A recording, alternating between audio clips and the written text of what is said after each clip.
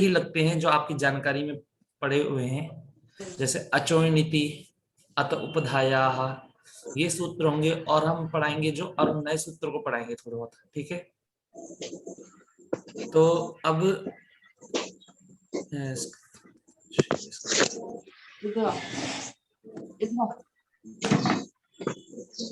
अब देखिए, चतुरादिगण की धातुओं में प्रश्न भी करता हूं मैं, आप बताइएगा भी। चतुरादिगण की धातुओं से कौन सा विकर्ण लगता है? नीच और शप। नीच और शप। णिच लगेगा वो किस सूत्र के द्वारा लगता है, और शप लगता है वो किस सूत्र के द्वारा लगता है, बता सकते हैं? णिचश्च तो है, और शप तो कर्तरी शप के हिसाब से लगेगी। नहीं, णिचश्च क्या है ये? देखिए, नीच तो अपना सनातन धातु, सनादन प्रत्यय है। नहीं, तो नहीं, देखिए सनादि प्रत्यय तो है, सनादि प्रत्यय कारण होने कारण सनादि धातुवा से उसकी धातु संज्ञा होगी। पर चुरादिगण की धातु से णिच प्रत्यय करने के लिए कौन सा सूत्र कहता है? बहुत लंबा सूत्र है सर, वो आप भी बताएं। पपास रूप वीणा तूल श्लोक सेना लोम त्वच वर्म वर्ण चूर्ण चुरादिभ्यो णिच लिखा हुआ आपको सभी को स्क्रीन पे। हाँ, तो इसीलिए बोला बहुत लंबा है ना। तो देखिए, अगर आपको लंबा लग रहा है ना, तो आप इसको, दिक्कत नहीं है, आप इसको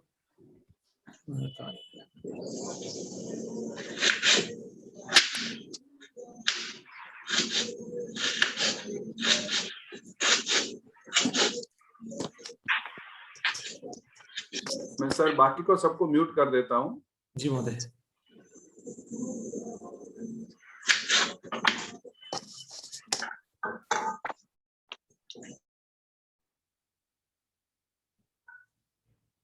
तो अब देखिए महोदय, हरिओम, आ रही आवाज? हाँ मां। तो देखिए यहाँ पर अगर सूत्र बड़ा है तो इसको आप तोड़ तोड़ के बोलिए। सत्याप, पाश, रूप, वीणा, तूल, श्लोक, सेना, लोम, त्वच, वर्म, वर्ण, चूर्ण, और फिर लास्ट में क्या है? चुरादिभ्यः। तो वैसे तो हमें इस सूत्र में इन सत्याप, पाश, इन सब की जरूरत नहीं है। मतलब अभी हम लोग जो पढ़ रहे हैं उसमें हमको इनको समझने की जरूरत नहीं है। जब इनको हम समझेंगे तब आप पहले इतना समझ लेते हैं कि इन शब्दों से, इन ये प्रातिपदिक है आपके, ठीक है। तो इन प्रातिपदिकों से भी णिच प्रत्यय लगता है, ठीक है। पर लेकिन हमें क्या लास्ट में जो ये पढ़ा गया चुरादिभ्यः, जैसे प्रकार दिवादिभ्यः शन, तो उसी प्रकार यहाँ पर क्या है? चुरादिभ्यः, फिर बाद में क्या है? णिच, ठीक है। तो चुरादिगण की धातु से क्या बोल, आप ये भी बोल सकते हैं चुरादिभ्यः णिच, या फिर आप पूरा श्लोक भी बोल सकते हैं, पूरा सूत्र भी बोल सकते हैं, ठीक है।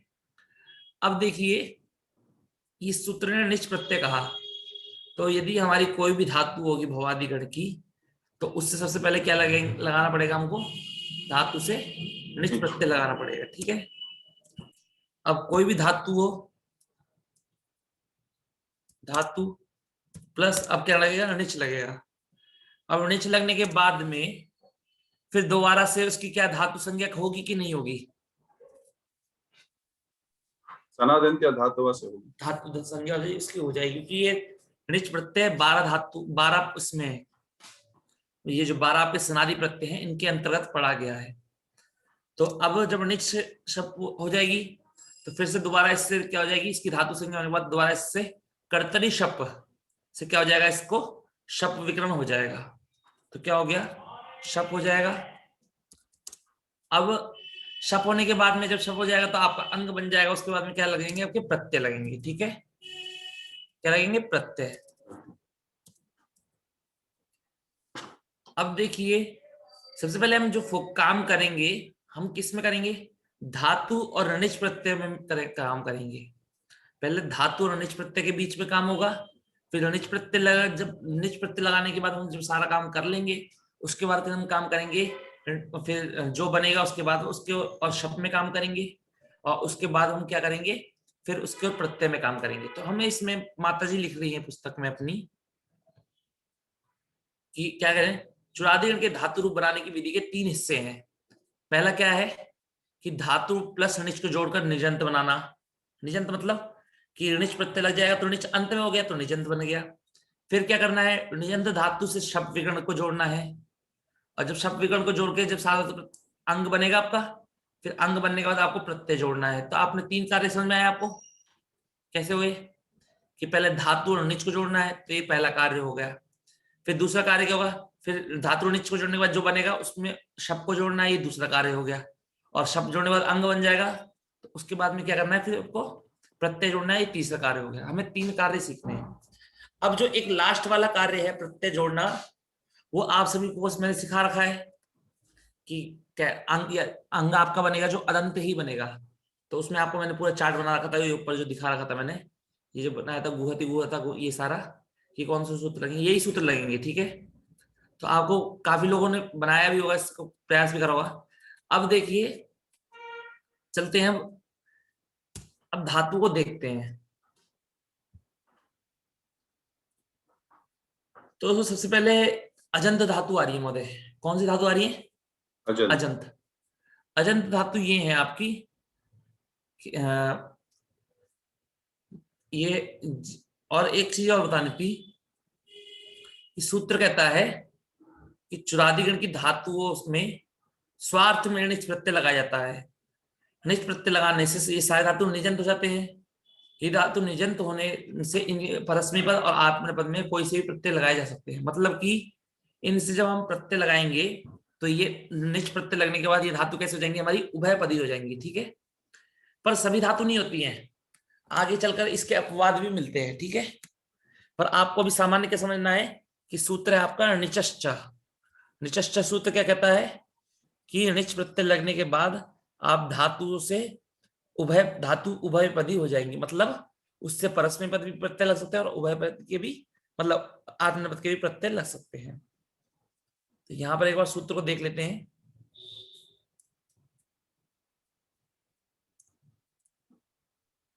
देखिए सूत्र आपका निचश्च, इस सूत्र में क्या कह रहा है, पूरा सूत्र क्या कर, यहां से देखिए, यहां पर निचह चाह, तो पूरे सूत्र से अनुवृत्ति आ रही है आत्मनेपद की, कर्तव्य प्राय क्रियाफल कर्तरी, इस सूत्र की अनुवृत्ति आ रही है। अर्थात कि जब मैंने बताया कि अब आपको ये सूत्र उभयपदी में काम करेगा, कहाँ काम करेगा, उभयपदी हो उभयपदी। जाएगा। तो आपके मन में प्रश्न आया कि जब ये उभयपदी काम करेगा तो हमें ये कैसे पता लगे कि हमें यहाँ पर आत्मनेपद का प्रयोग करना है या परस्मै पद का प्रयोग करना है। तो आपको मैंने क्या बताया था उभयपदी में, और अपने अपने हिसाब से करें तो आत्मनेपदी लगेगा, माने अपने जिसका हिसाब से नहीं अर्थ बोले। अपने अर्थ माने क्या मतलब फल अपनों को मिले खुद को। हाँ, जब हम कोई कार्य करें और उसका फल हमको मिलेगा तो आत्मनेपद होगा। और जब हम कोई कार्य कर रहे हैं और उसका फल दूसरे को मिल रहा है तो वो क्या होगा, परस्मै पद होगा, ठीक है। तो जिस प्रकार जैसे हम लोग हमारे जितने भी लोग होते हैं शूद्र को छोड़कर सभी के लिए संध्या लिखी गई है, ब्राह्मण क्षत्रिय वैश्य सबके लिए संध्या लिखी गई है। तो संध्या लोग करते थे पुरुष, तो संध्या करने पर जब, और ब्राह्मण क्या करते थे, ब्राह्मण अपने लिए भी संध्या करते थे और उसमें जो माला जपते थे, तो माला अपने लिए भी जपते हैं और कभी कभी दूसरे व्यक्ति के हित के लिए भी जपते हैं। तो जब वो अपने लिए जपते हैं तो क्या होगा, आत्मनेपद का प्रयोग होगा, और जब वो दूसरे के लिए जपते हैं तो क्या होगा, परस्मै पद का प्रयोग होगा। यदि हम खाना बनाते हैं, अपने लिए खाना बना रहे हैं तो आत्मनेपद का प्रयोग होगा, और यदि दूसरे के लिए खाना बना रहे हैं तो परस्मै पद का प्रयोग होगा। तो कभी कभी आपके भी कोई, आपको बस इतना याद रखना है कि ये आप हिसाब जो आपको करना है आत्मनेपद परस्मै पद का, ये केवल आपको करना है किसमें, उभयपदी धातुओं में, ठीक है। जो आपकी परस्मै पद धातु होगी यदि आप उसमें करेंगे तो होगा क्या, जैसे परस्मै पद धातु आ गई आपकी पठती पठता पठंती, केवल अब ये होगी। अब पठती पठता पठंती में आप ये लगाने लग जाए कि हम परस्मै पद का प्रयोग करें या आत्मनेपद का, या फिर हम ये सोचे कि हमें इसका फल हमें मिलेगा तो हम परस्मै पद का प्रयोग करेंगे या आत्मनेपद का। पहली बात, इसमें आत्मनेपद है ही नहीं, तो आप इसमें आत्मनेपद का प्रयोग कैसे कर सकते हैं। कोई भी व्यक्ति पढ़ता है तो अपने लिए पढ़ता है वो किसी, अब और यदि वो बोले कि इसमें तो परस्मै पद में चल रही है, मतलब कि आप दूसरे के लिए पढ़ते हो क्या, तो कह रहे नहीं, ये जो बात है इसका विचार आपको केवल कहाँ करना है, केवल आपको उभयपदी धातुओं में ही करना है, ठीक है। अब चलते हैं, तो सबसे पहले हमारी धातु आ गई, हमारी क्या आई, क्या ज्या धातु आई, ठीक है। तो ज्या नियोगे आज्ञा देने के अर्थ में है। तो अब देखिए ये ज्या धातु के लिए एक सूत्र आता है, वह सूत्र है आपका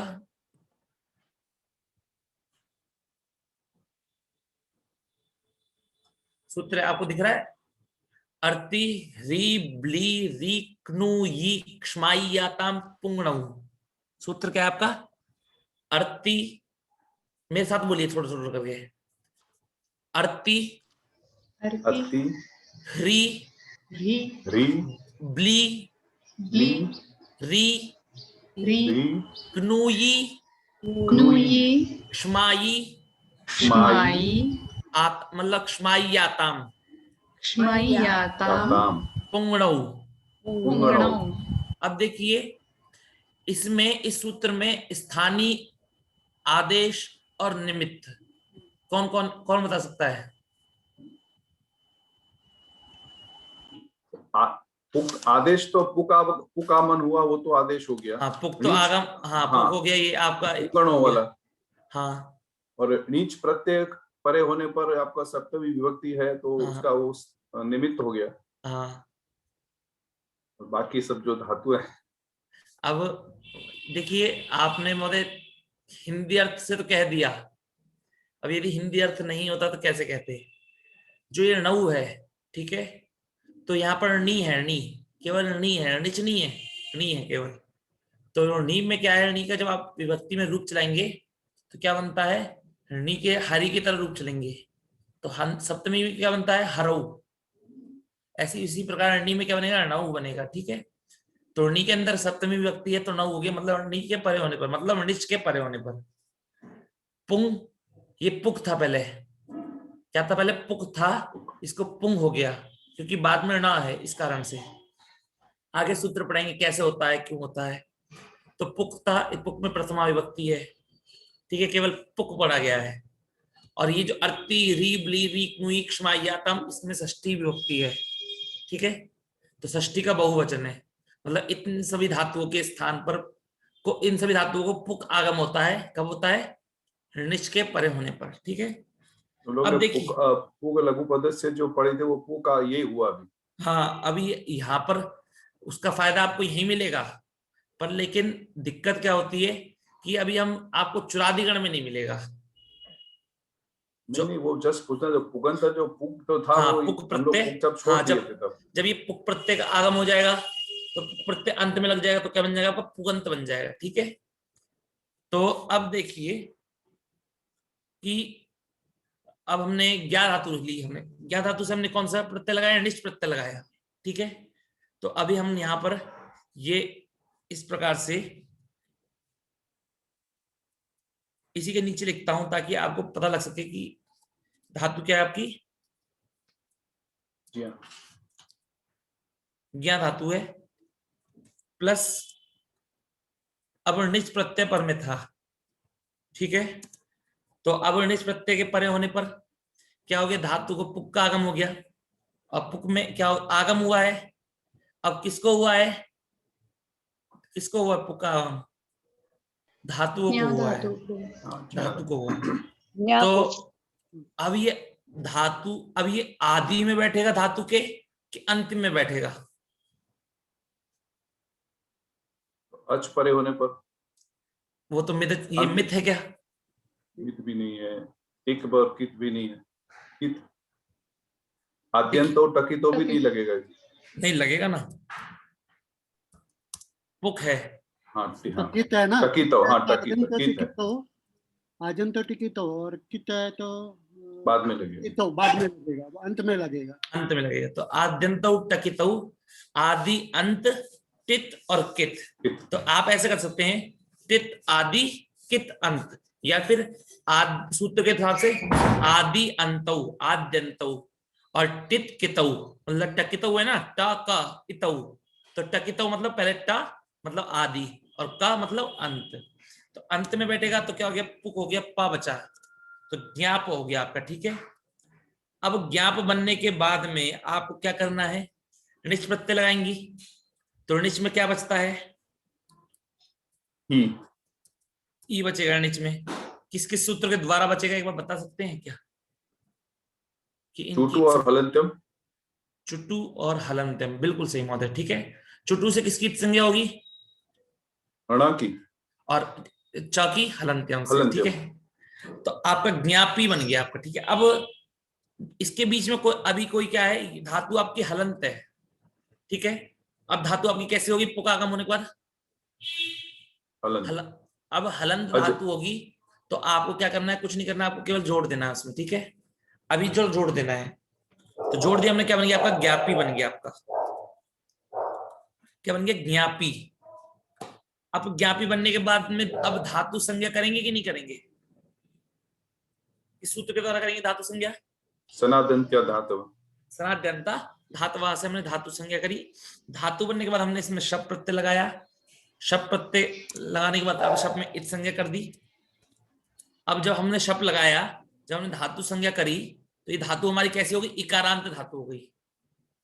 तो आपको निच प्रत्यय लगने के बाद सारी धातु आपको कैसी मिलेंगी? इकारांत ही मिलेंगी। मिलेंगी कि नहीं मिलेंगी? तो इकारांत मिलेंगी। और बाद में शप प्रत्यय है। शप कैसा प्रत्यय? पित्त प्रत्यय है। पित्त साधातु प्रत्यय होने के कारण इसको क्या होगा? गुण प्राप्त होगा। यहाँ पर होगा कि नहीं होगा? तो आपको क्या करना है? गुण कर दिया, और फिर बाद में आ है, फिर एचो यावा से आय कर देंगे। तो ज्ञापी को क्या कर दिया आपने? ज्ञापे कर दिया। फिर एचो यावा से आपने क्या कर दिया? आय आदेश कर दिया, और मिला दिया आपने इसे। ज्ञापय प्लस आ मिला देंगे तो अब क्या बन जाएगा आपका? ज्ञापय बन गया। अब देखिए, अब शप लग के अंग बन गया कि नहीं बन गया? शप लग गया, अंग बन गया। तो अब प्रत्यय लगा देंगे, तो क्या बन जाएगा? ज्ञापयति, ठीक है। अब हम एक बार चारों देखते हैं। तो पहले हमारी धातु क्या थी? ज्ञा। धातु क्या होगी हमारी? ज्ञा, ठीक है। तो पहला स्टेज था हमारा ज्ञा, मतलब हमने पहले धातु ज्ञा थी। उसके बाद हमने जब निच लगाया तो क्या बन गया हमारा? ज्ञापी बन गया हमारा, ठीक है। उसके बाद निच लगने के बाद ज्ञापी बना। शप लगने के बाद क्या बना? ज्ञापे। ज्ञापय, ठीक है। शप लगने के बाद, और प्रत्यय लगने के बाद क्या बना आपका? ज्ञापयति। ज्ञापयति बन गया, ठीक है। ज्ञापयति। तो ये आपको देखिए कैसा हुआ, आपको समझ में आया?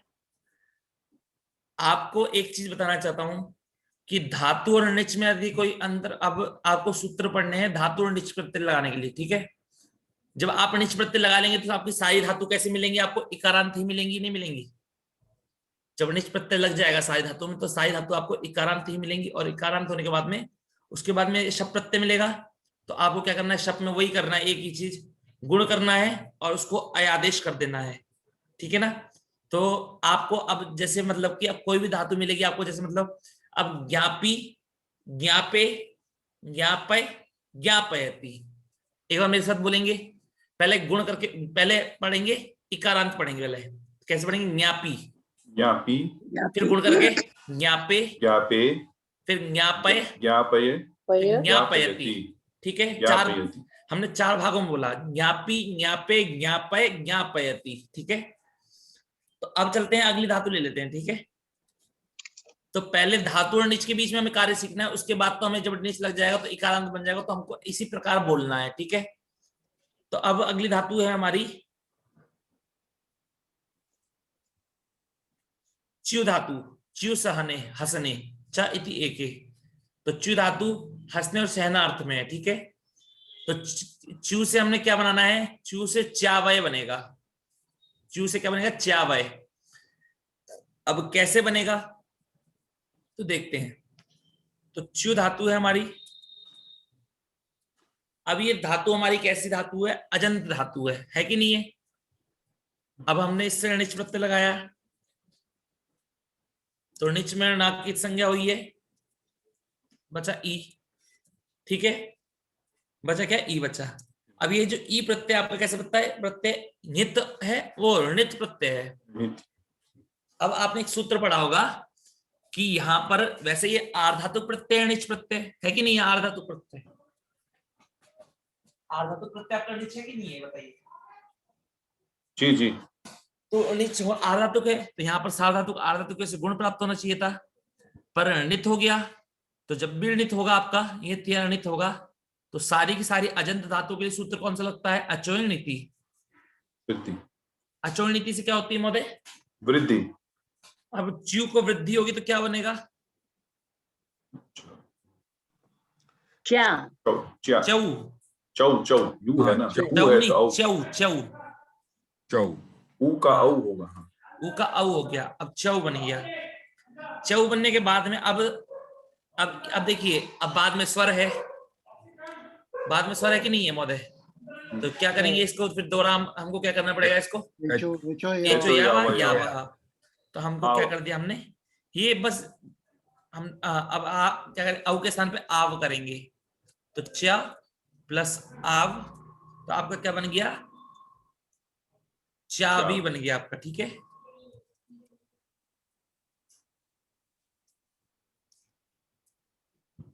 अब आपका ऋणिज प्रत्यय के लगने के बाद में अब ऋणिज प्रत्यय लगा लिया, धातु संज्ञा करेंगे। तो धातु संज्ञा किससे हो जाएगी? चाबी की धातु संज्ञा हो जाएगी। अब धातु संज्ञा हो गई तो बस अब आपको कुछ नहीं करना है। कैसे बताया था मैंने आपको? गुण करना है, अयादेश करना है और प्रत्यय जोड़ देना है। तो बताइए कैसे बोलेंगे?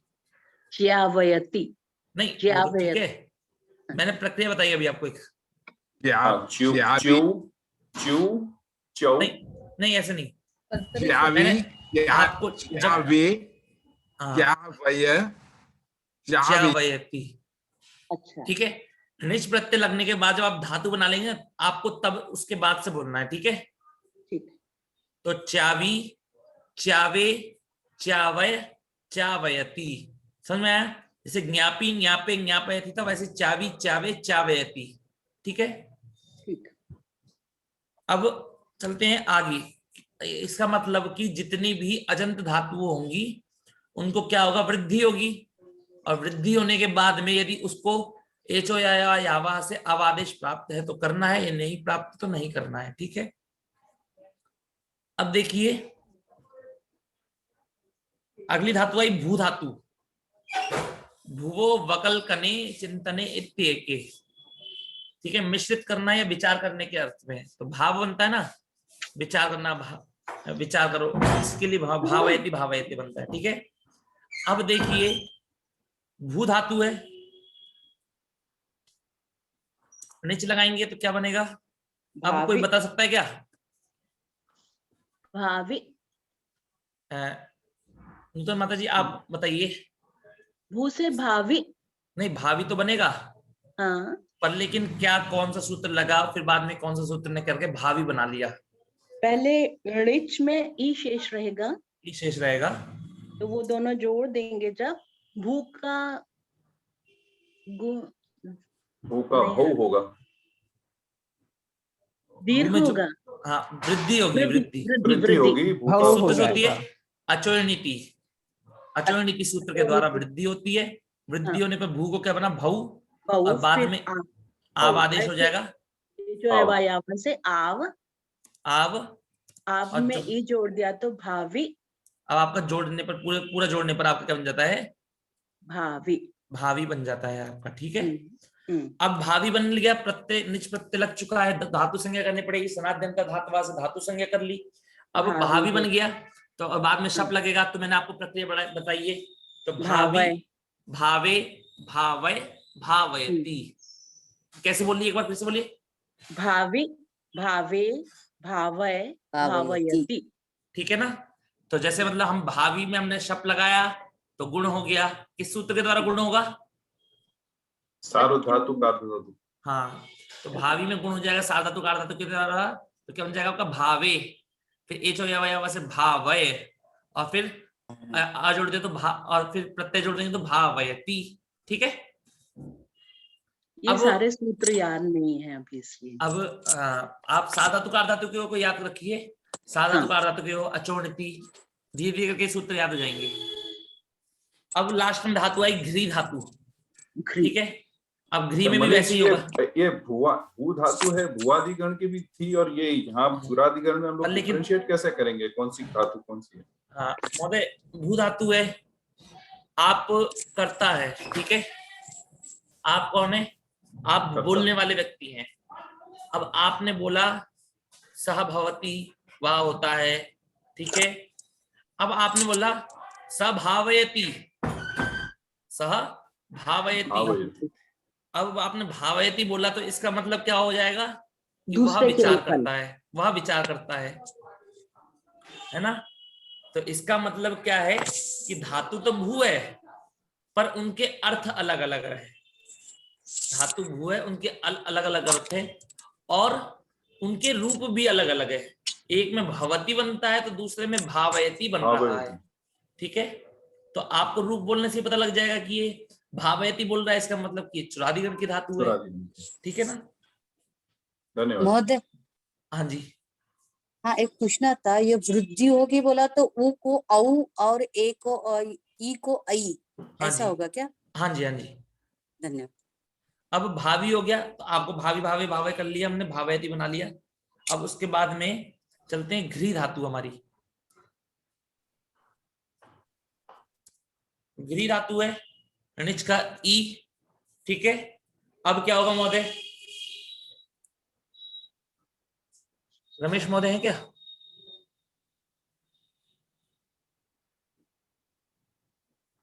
जी हाँ मैं हूँ। हाँ तो बताइए महोदय कि ग्रीक की वृद्धि होगी, तो घार वृद्धि होगा क्या बनेगा? घार। घार। हार। आर आर मतलब आर आर आदेश होगा। जी तो आर यदि आदेश मतलब होगा। आपको क्या समझ में आया कि कभी भी री के स्थान पर वृद्धि होती है तो क्या होती है? आर। हार। और गुण होगा तो अर, आर। ठीक है। तो जी। वृद्धि हो गई आर, तो बन गया आपका घार। घार बन गया, ई जोड़ दिया हमने, क्या बन गया? घारी। घारी। अब घारी में जोड़ने के बाद आपको धातु संज्ञा करनी है इसकी, धातु संज्ञा ठीक है। घारी बन गया आपका। अब आपको जी। कुछ नहीं करना है, बस वही जो प्रक्रिया मैंने बताई है, शब्द लगाएंगे तो घारी, घारे, घारे, घारयति, ठीक है। जी तो धन्यवाद। देखिए यहाँ पर आपका, धन्यवाद महोदय। तो घारयति बन गया आपका, घारयति, घारयते, ठीक है। तो इसी प्रकार हमने ज्ञापयति, ज्ञापयते, च्यावयति, च्यावयते, भावयति, भावयते और घारयति, घारयते बनाना सीख लिया। अब इसके बाद जो धातु आ रही है सारी क्या धातु आ रही है? हलंत धातु आ रही है। तो धातु हलंत है, पर क्या विशेषता है इसमें कि ये धातु सारी क्या है? अधुपद है। कैसी है आपकी? लेकिन क्या ये क्या अजंत धातु केवल इतनी है?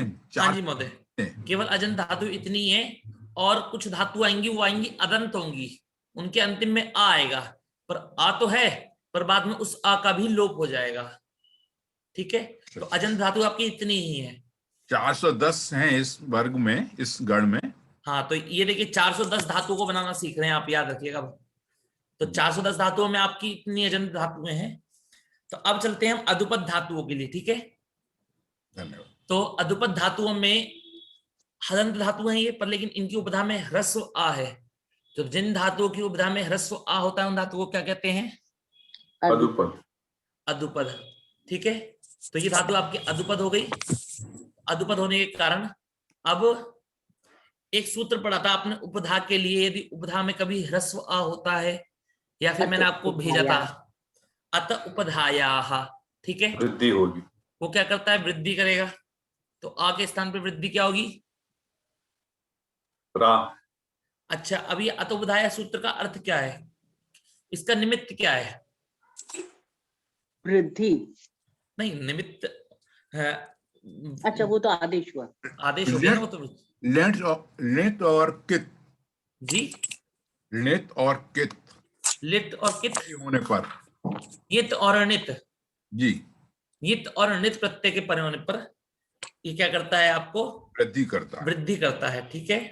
तो देखिए, तो इस तरह से एक बात ये हुई समझने के लिए, हाँ जी, अचोड़ती और ये अत उपधा, ये दोनों एक तरह से लग रहे हैं, क्योंकि अत में आ को वृद्धि करता है और नीति में ये अच जितने भी हैं उन सबको वृद्धि करता है। ऐसा हम पर समझें। इन वृद्धि दोनों करते हैं, अचोणिति और अतोपधाया दोनों वृद्धि करते हैं, पर दोनों अलग अलग जगह पे करते हैं।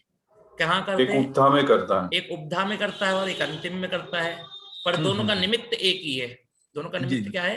हित और अनित दोनों निमित्त एक ही है। ठीक है, इस तरह से समझ लीजिए कि जैसे सात धातुक आर्ध धातुक प्रत्यय और हाँ, जैसे ये साधातुक दोनों आर्धातुक इस तरह सूत्र के ही हैं अंतिम में दोनों करता सूत्र, है। ठीक जी। है, साधातुक और पुगंत लघु पद शिक्षा उपधा में करता है। उसी प्रकार यहाँ पर अंतिम में कौन लगेगा? अचुरणीति सूत्र करेगा, ये त्रिणित प्रत्यय के परे होने पर। और जी। उपधा में यदि ह्रस्व आ होगा, केवल ह्रस्व आ, वो वहां इक को करता है, और ये यहाँ पर जी। किसको करता है? केवल ह्रस्व आ को। तो हमेशा अत उपधा या केवल ह्रस्व आ को ही करता है। यदि ठीक है, कहीं ठीक। उपधा में ह्रस्व ई मिल गया, ऊ मिल गया, तो वहां पर अभी आपको नहीं बताएंगे क्या लगेगा। तो अच्छा, वहां ठीक पर है। आपका पुगंत लघु पद शिक्षा ही लगेगा। अच्छा अच्छा, ठीक है, ठीक। काफी मतलब इस तरह से अगर हम याद करें या मान लीजिए इस तरह से हम समझ जाएं, समझ जाए। होने में थोड़ा सा आसान हो जाएगा। समझाया वही गया है पाणिनि जी ने, बस हमें उसे अपने दिमाग में किसी न किसी नहीं, हम प्रकार से हमें रखना है ऐसा उसे। हाँ बस, पंडित जी ने या आप जो भी समझाएं, जब तक हम नहीं समझेंगे तब तक तो कोई अर्थ नहीं है ना। हाँ जी महोदय, बिल्कुल समझना है ना इस तरह से जी। तो जी। देखिए, बहुत हाँ, अच्छा। अतोबधाया सूत्र हो गया आपका। तो अतोबधाया सूत्र, अब उपधा में ह्रस्व अ, जितनी भी धातु की उपधा में ह्रस्व अ मिलेगा, तो अब उनको, अब चलिए अब हम दिमाग से बनाते हैं। ठीक है, ठीक है महोदय। दरअसल मेरे को दिमाग से बनाना बहुत अच्छा लगता है, लिख लिख के तो बहुत बना लिया, अब एक बार दिमाग से बनाते हैं। धातु हमने ली, क्या ली? रख। रख धातु के बाद में कौन सा प्रत्यय लेंगे हम? ऋच। णिच। णिच में क्या बचेगा? ई। ई। तो ई पर में है, हितृणिच प्रत्यय पर में है, और उपधा में धातु के ह्रस्व आ भी है, तो उसको क्या हो जाएगा? वृद्धि। वृद्धि होगी। आठ क्या हो जाएगा? राख। क्या बनेगा? राख। राख। और ई जुड़ जाएगा तो क्या बन गया आपका? राखी। राखी। अब राखी बन गया आपका। अब वो जो प्रक्रिया, अब धातु संज्ञा कर लीजिए, धातु संज्ञा कर लीजिएगा उसकी सनातन धातुवा से। उसके उपरांत आपको कुछ नहीं करना है, जो प्रक्रिया आपको पढ़ाई है आपको क्या करना है? बस वही करना है। राखी बन गया आपका। तो राखी, राके, राकय। राकय, रायकयति। ठीक है, अब लग धातु से भी उसी प्रकार करना है। लग है तो नीच पार में होगा, तो लग को क्या जाएगा? लाग, और फिर ई जोड़ दिया तो लागी। ठीक है, अब फिर क्या करना है? लागी, लागे, लागे, लागे। ठीक है, गज से क्या हो जाएगा? गज को क्या हो जाएगा? गाज। गाज। गाज। फिर ई जोड़ दिया तो गाजी। गाजी। गाजे। गाजे। गाजे। गाजय। गाजयति। ठीक है, भज को राज। भाज। हाज। भाजी। हाजी। अब ये मान लीजिए, भाजी लोग जो बनाते हैं ना, भाजी शब्द, वो ऐसे ही बनता होगा। भोजन पकाना है। हाँ, तो राइट। ठीक है ना, देख रहे हैं मतलब पाणिनि जी हाँ। का, पाणिनि जी ने सिर्फ ऐसा ही नहीं किया कि मतलब कि सिर्फ वो भारत में घूमे हो।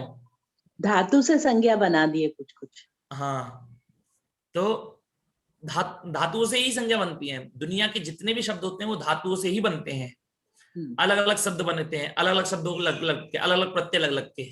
ठीक है ना। हाँ। तो अब देखिए, ब्रज से ब्रज, अब मैं एक बार थोड़ा थोड़ा बोलूंगा। ब्रज, ब्राज, ब्राजी, ब्राजय, ब्राजयति। आज भरत महोदय बहुत दिनों बाद दिखे हैं। नमो नमो महोदय। नमो नमो महोदय। अब देखिए आगे घट है, तो घट को क्या, अब मीनाक्षी जी बनाएंगी, घट को क्या बनेगा?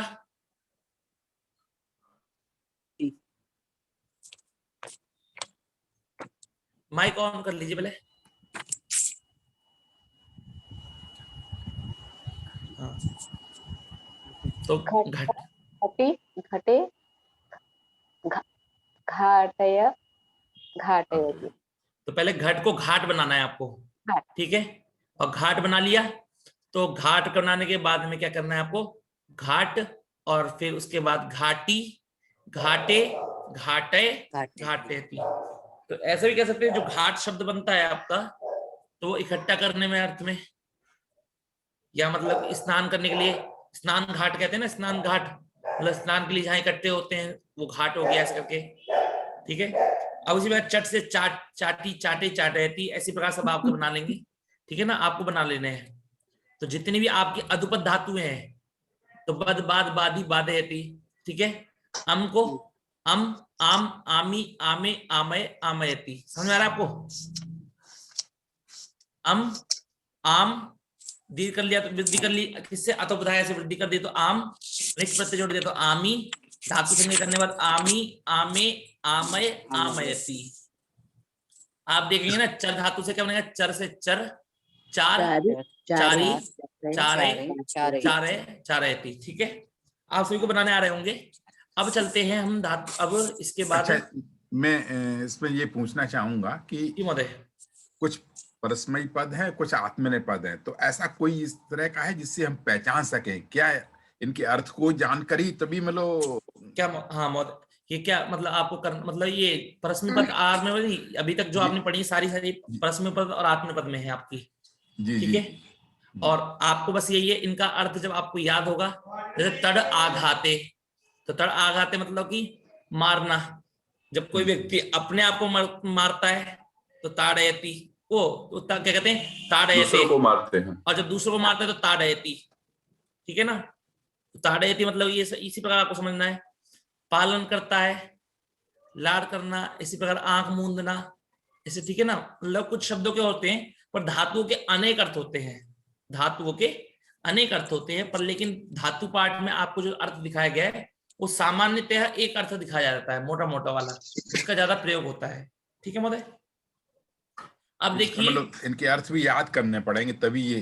महोदय हमें पिताजी कहते हैं कि अच्छा वैयाकरण बनना है, अच्छा व्याकरणाचार्य बनना है, तो धातु पाठ कंठस्थ पूरा, सूत्र पाठ पूरा कंठस्थ, और गण पाठ पूरा कंठस्थ, उणादि कोश पूरा कंठस्थ, और लिंगानुशासन पूरा कंठस्थ।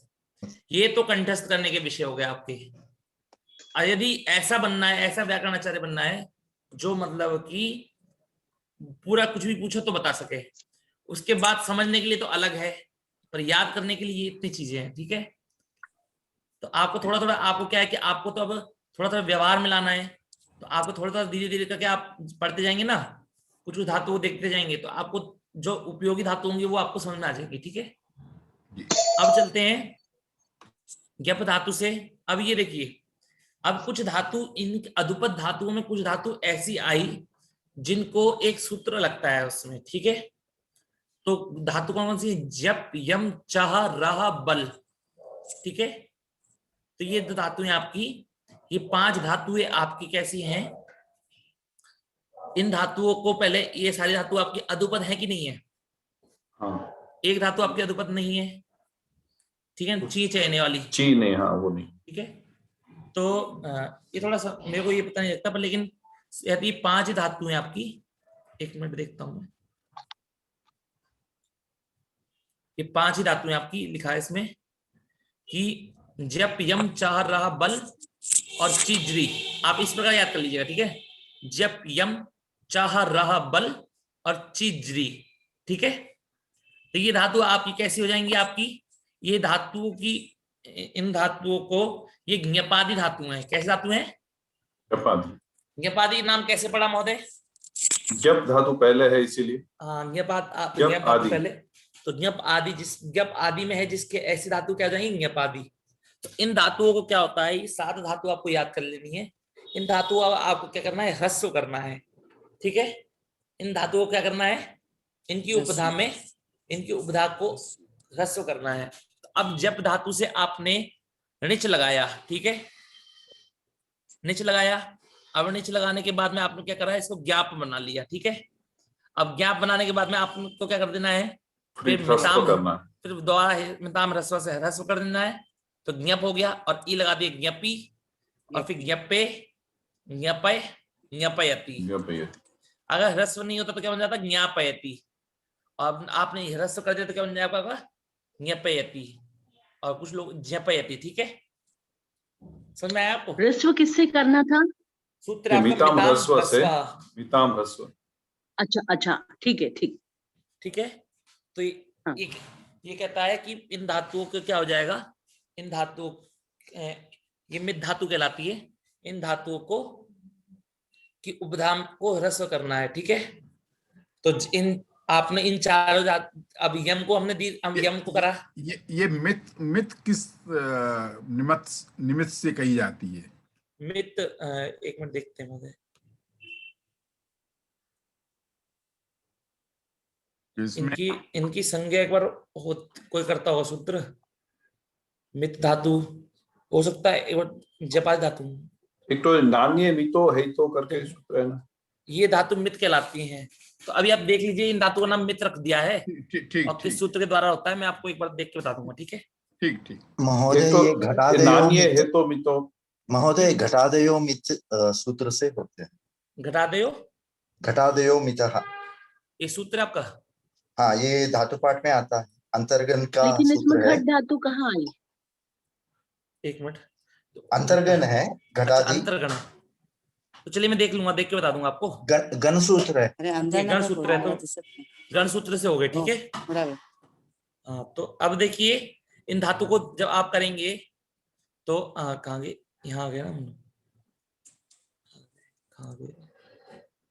हाँ, तो जब कोई जाप, अब यम को हमने याम करा, अतोपधाय से वृद्धि करी, फिर दोबारा उससे क्या कर दिया, उसे मिताम ह्रस्वा से ह्रस्व कर दिया, तो याम को क्या हो गया, यम हो गया। और ई जोड़ दिया तो आपका क्या बन गया, यमी। चाह को चाह किया, फिर नीचे जोड़ दिया तो बन गया चाह। फिर आपने क्या करना है, चाह को फिर ह्रस्व कर देना, चाही, चाह बन जाएगा। फिर चाही, रह को राह करा, फिर दोबारा रह कर देना है, ठीक है? फिर रही। हाँ, अब यदि आपका प्रश्न आए कि यदि आपको ऐसे, हाँ जी बोलिए। किया अतुपधाया से और बाद में रस्व करने से मतलब क्या हो गया? हाँ, तो देखिए, एक सूत्र पाणिनि ने बनाया कि जितनी भी धातु है उनकी उपधा में ह्रस्व आओ तो उनको क्या होता है, उनको वृद्धि होती है, ठीक है? तो इस धातु, इन धातुओं की उपधा में भी ह्रस्व आ है, ठीक है? और उन धातुओं की उपधा में भी ह्रस्व आ है। पर हम उन धातुओं की उपधा को ह्रस्व दीर्घ करने के बाद में ह्रस्व कर रहे हैं कि नहीं कर रहे हैं, और इन धातुओं की उपधा को क्या कर रहे हैं, ह्रस्व कर रहे हैं। अब यदि आपको प्रश्न है कि इन धातुओं में मत करिए, इन धातुओं में मत करिए, तो ना करने के लिए भी एक सूत्र बनाना पड़ेगा, ठीक है? और ना करेंगे, और फिर जब हमें ह्रस्व करने से दोबारा वो धातु बन जा रही है, तो इसलिए सूत्र बनाने पड़ेंगे ह्रस्व वो करने के लिए। अब एक बोलते हैं पर्जन्य लक्षण न्याय होता है कि जले वृष्टि थले वृष्टि। जले वृष्टि थले वृष्टि मतलब कि जब बारिश होती है तो जल में, मतलब तालाब में तो पानी रहता ही है। जब तालाब में पूरा तालाब भरा हुआ है तो तालाब में पानी की क्या जरूरत है? तो जब बारिश होती है तो तालाब में भी होती है, और आपके जहां सूखा रहता है वहां पर भी होती है। समझ में आ रहा है आपको कि जो सूत्र होते हैं उनकी शर्त अगर घटती है तो उनको पूरा घटाना चाहिए। तो उसी प्रकार जब बारिश होती है तो वो ये नहीं देखती है कि मैं बारिश, मतलब कि मैं तालाब इत्यादि नदियों में नहीं होंगी, सिर्फ थल इत्यादि पे होंगी, नहीं, जल में भी होगी और थल पर भी होगी। तो जहां पर उसका कार्य नहीं है, जहां उसका, अब पानी में, जब तालाब में बारिश होगी तो उसका कोई प्रयोजन है क्या, बताइए? कोई फायदा है क्या उसका, बताइए? तालाब में तो बारिश होने का कोई फायदा है नहीं। क्यों? तालाब पहले से भरा पड़ा है, उसमें तालाब में पानी है, तो उसमें बारिश होने का क्या फायदा है? पर लेकिन फायदा कहां पर है? जहां सूखा पड़ा है वहां पर फायदा है, ठीक है? तो उसी प्रकार यहाँ पर हमको फायदा कहां पर है? ये अतोपधाया से हमने वृद्धि करी, तो जो हमने और धातुएं पढ़ी, हमने अधोपद धातुएं, उनमें हमने वृद्धि करी, और वृद्धि करने पर वहां पर हमें फायदा हुआ कि नहीं हुआ? हमने वहां पर दीर्घ वृद्धि कर ली, मतलब बड़ा हमने इत्यादि मतलब बना लिए। अब यहाँ पर क्या हुआ, यहाँ पर भी वो सूत्र लगेगा, चाहे बेशक उसे आगे चल करके ह्रस्व हो जाए, ठीक है? समझ में आपको? मतलब इसका ये अर्थ हुआ कि पहले शर्त पूरी घटानी चाहिए, उसके बाद जहां परिवर्तन हो उस सूत्र से परिवर्तन कर। बिल्कुल, शर्त अगर सूत्र की शर्त घट रही है तो उसे घटाना चाहिए, और उसके बाद उसको ह्रस्व, कोई सूत्र से और चेंजेस आ रहे हैं, चाहे वो बेशक ह्रस्व दोबारा उसको वैसे वैसे ही बना रहे हैं, तो उससे मतलब नहीं हमें। हाँ। पर हमने पहले जो सूत्र था उसकी शर्त घटी थी तो उससे हमने कार्य कर लिया था, ठीक है ना? वरना तो ये हो जाएगा कि मतलब कि कुछ में कर रहे हो कुछ में नहीं कर रहे हैं, ठीक है? फिर आप पूछेंगे कि कहाँ कुछ, वो कुछ कौन से हैं ये बता दीजिए। ये प्रश्न उठेगा नहीं उठेगा, वो कुछ कौन से जिसमें कार्य करना है जिसमें नहीं करना है, और यदि हमने बोला है कि सारी में कार्य करना है तो होगा। ठीक है, अब एक तरह से ये पृष्ठ पेशर का पॉजिटिव रूप हुआ जी। अब देखिए चीजरी धातु है, तो ची को, अब ची को गुण करेंगे, वृद्धि करेंगे तो क्या बनेगा, चई। चई। और चई को फिर दोबारा से आय आदेश करेंगे तो क्या बनेगा, चाय। चाय। अब चाय बनने के बाद में इसको ह्रस्व करने पर क्या बनेगा, चय। चय। ठीक है, और चय प्लस फिर ई जोड़ दिया, चई, चये, चय, चयति। ठीक है, और जरी से जी को वृद्धि करेंगे तो क्या होगा, जार, और ई जोड़ दिया तो जारी। अब ह्रस्व कर दिया तो जरी, और फिर क्या होगा, जरी, जरे, जरे, जरयति। ठीक है, तो आपको क्या करना है, इन धातुओं में आपको इन 6 धातुओं को, 7 धातुओं को याद कर लेना है। ठीक है, जप, यम, चा, रहा, बल, चीजरी। ठीक है, अब इसके बाद चलते हैं धातु पाठ में, देखते हैं कौन सी धातु बुद्धि है। ठीक है, अब इसके बाद धातु आई है आपकी इदुपद धातु। कौन सी धातु आई है, इदुपद। इदुपद धातु। ठीक है, तो अब देखिए कि इदुपद धातुओं में यहाँ पर कौन सा सूत्र लगेगा, पुगंत लघुपद से लगेगा कि नहीं लगेगा,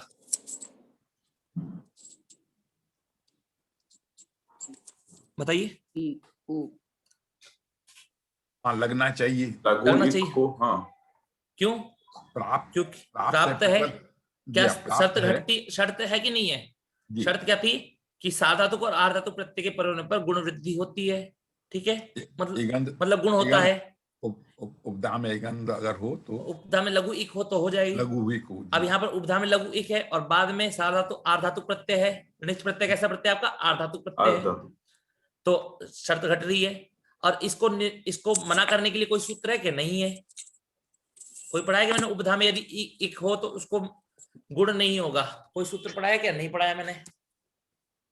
पर लेकिन मैंने यदि अंतिम में हो, यदि अंतिम में इक हो तो उसके लिए कौन सूत्र, अपवाद सूत्र कौन सा पढ़ाया था, अचोणिति। अचोणिति नहीं समझ में आपको, देखिए यहाँ पर मैंने, यहाँ पर जैसे आपकी धातु है भू धातु है। ठीक है, भू धातु है आपकी। अब भू धातु के बाद में निच लगाया आपने, निच का लगा ई। अब आपको ये ई प्रत्यय कैसा प्रत्यय, आर्धातुक है, तो यहाँ पर आर्धातुक मान करके पहले साधातुक आर्धातुक से गुण प्राप्त था। फिर सूत्र मैंने इसका अपवाद सूत्र पढ़ाया था मैंने आपको, अचोणिति, कि यदि अंतिम में अच होगा तो अच बोलने पर तो ई उरिलरी भी आ रहे, के अंतर नहीं आ रहे। साधातुक आर्धातुक की शर्त क्या होती है, ई उरिलरी के लिए होती है, पर अज इसने बोल दिया अचोणिति ने अच, इसका मतलब चाहे आ हो, चाहे ई हो, चाहे ऊ हो, चाहे री हो, अंतिम में सबको होगा सभी। तो इसने क्या कर दिया, इसने साधातुक आर्धातुकों को बांध दिया। ठीक है, वृद्धि हो जाएगी। ठीक है, पर लेकिन अब जो धातु आपकी आई, जैसे मान लीजिए तिज धातु आई आपकी, तिज धातु है। अब तिज धातु में मैंने बाद में ई प्रत्यय है, तो इसके लिए सूत्र क्या होता था, प्रुगंत लघुपदस्य। तो अब इसके अलावा इसका मैंने कोई अपवाद सूत्र पढ़ाया था, नहीं पढ़ाया था। ठीक है, कोई अपवाद सूत्र है ही नहीं इसका, कि वो कहता हो कि उपधा में यदि लघु इक हो तो उसको ये त्रिणित प्रत्यय पर होने पर ये कार्य हो जाए, ऐसा कोई कहता ही नहीं है। तो क्या हो जाएगा, तो गुण हो जाएगा, किससे होगा, पुगंत लघुपदस्य से गुण हो जाएगा। तो तिज को क्या हो जाएगा, तेज। तेज। और तेज बनने के बाद क्या करना है आपको, तेजी।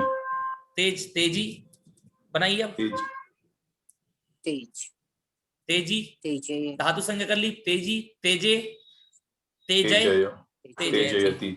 ठीक है, अब आपको कुछ नहीं करना है। आपको जितनी भी इदुपद धातुएं हैं, इदुपद मतलब समझ में आ रहा है आपको, कि जिनके उपधा में ह्रस्व ई है, ह्रस्व ई हो, उन धातु ये जो आपको दिख रही है, आपको ये सारी धातु की उपधा में ह्रस्व ई है, इन धातु की उपधा को क्या करना है, आपको गुण कर लेना है और ई लगा लेना है, और फिर आपको गुण वही करके गुण आदेश करके फिर रूप बना लेना है। अब स्मिट धातु आपकी, स्मिट, स्मिट के कैसे बनेंगे, स्मिट, स्मेट, स्मेटी, स्मेटे, स्मेटय, स्मेटयति। समझ में आया आपको कैसे होता मैंने, बिल्कुल सिंपल है महोदय।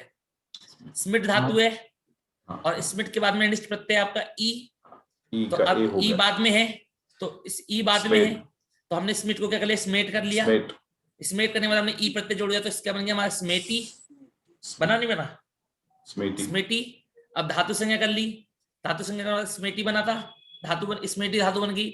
फिर क्या करना, उसके बाद शप लगाया, तो स्मिट को क्या हो गया, स्मिट को, स्मिटी को क्या हो गया, स्मेट, स्मिटे, आयादश स्मिट, इसमें ओ सॉरी स्मेटे क्या हो स्मेट, गया। ये देखिए यहाँ पर मैं आपको दिखा देता हूँ सर, है सिंपल बिल्कुल। धातु आपकी क्या है, स्मिट, स्मिट धातु है। बाद में हमने ई लगाया तो क्या हो गया, स्मिट को क्या हो गया, गुण वृद्धि गुण हो गया स्मेट। फिर ई लगने के बाद क्या बन गया आपका, स्पेटी, स्मेटी बन गया। धातु संज्ञा कर ली हमने, धातु संज्ञा करने के बाद क्या आया, शप आया। शप, शप को देखते ही क्या हुआ, सात धातु का धातु ने क्या कर दिया, गुण कर दिया, गुण कर दिया, स्मेटे, स्मेटे हो गया। स्मेटे होने के बाद फिर एच ओ या ने क्या कर दिया, आयादेश, अयादेश कर दिया। तो क्या बन गया आपका, स्मेटाय, स्मेटाय। जोड़ दिया आपने, क्या बन गया, स्मेटाय, स्मेटाय बन गया हमारा। स्मेटयति। और स्मेटाय बना दिया और प्रत्यय लगा दिया तो हमने क्या बन गया, स्मेटाय। स्मेटायति। ठीक है ना। महोदय एक प्रश्न पूछना है, पूछो। हाँ जी पूछिए। ये जो चुरादिगन यानी हम ये जो प्रक्रिया अभी हम कर रहे हैं, ये पूरे 1930 धातु को चुरादिगन का निच शब्द प्रत्यय लगा सकते हैं, है ना? सभी 1930 को धातु, चुरादिगन का रूप दे सकते हैं। हाँ मतलब हम 1930 धातु का लगा सकते हैं, पर हाँ। हेतुमती च सूत्र के द्वारा, हेतुमती अर्थ में, हेतुमती च सूत्र के द्वारा वो दे सकते हैं, और हाँ। 410 के लिए दोनों लगेंगे, हेतुमती च और स्वार्थ। हाँ जब हम इन मानेंगे तो इनमें दो ऋणिच आ जाएंगे, इनमें भी दो ऋणिच आ जाएंगे, तो ऋणिच होने का रूप तो ये बनेगा, पहले एक ऋणिच का लोप हो जाएगा, निर्नीति से एक लोप हो जाएगा, है ना। तो मतलब बात यह है कि पहले हम चुरादिगण की धातु को बना लेते हैं, उसके बाद में हम प्रयोजक और प्रयोज्य के बारे में चर्चा करेंगे, ताकि पहले एक बार ऋणिच प्रत्यय लगने के बाद में क्या क्या कार्य होता है धातुओं में वो पता लग जाए हमको।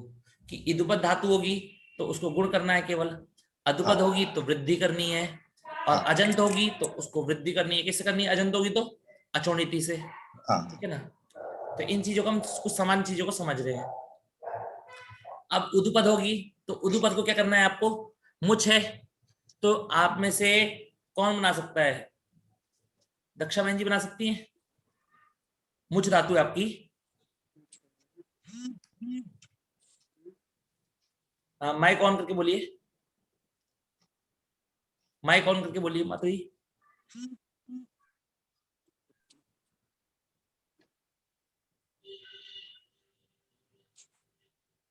चलिए मुझ धातु है तो मुझ धातु को क्या हो जाएगा, मुझ धातु को उपधा में मोच हो गया, मोच, और इससे क्या हो गया, मोच से ई लगा दिया तो मोची।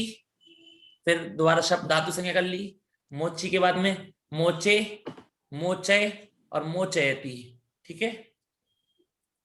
उसके बाद में अन्य जो धातु हो गई तो आपको चुट से चोट, चोट, चोटी, चोटे, चोटे, चोटयति, ठीक है। मुठ से मुठ, मोट, मोट, मोटी, मोटे, मोटे, मोटे, मोटयति।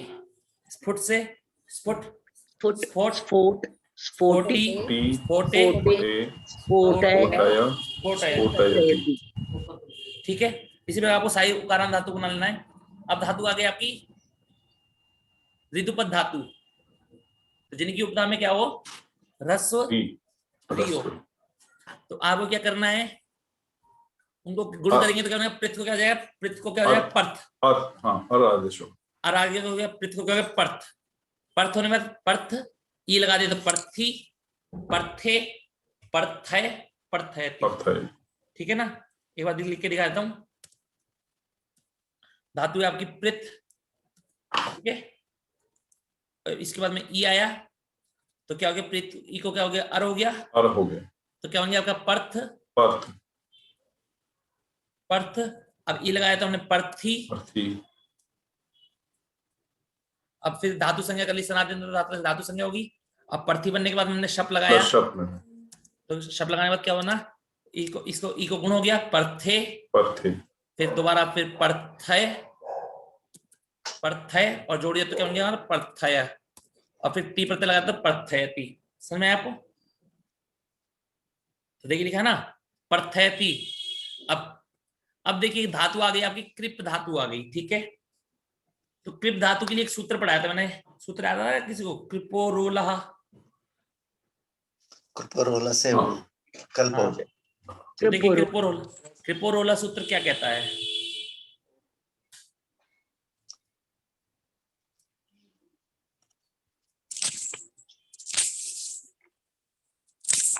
तो क्रिपोरोला सूत्र कहता है कि कृपे धातो हो रेफस्य लकार आदेशो भवति, कि कृप धातु के क्या होता है, कृप धातु कृप को क्या होता है, उसके लकार आदेश होता है। मतलब कि ये मान लीजिए कि कृप की जगह कृप में जो रिकार है उसमें लकार हो।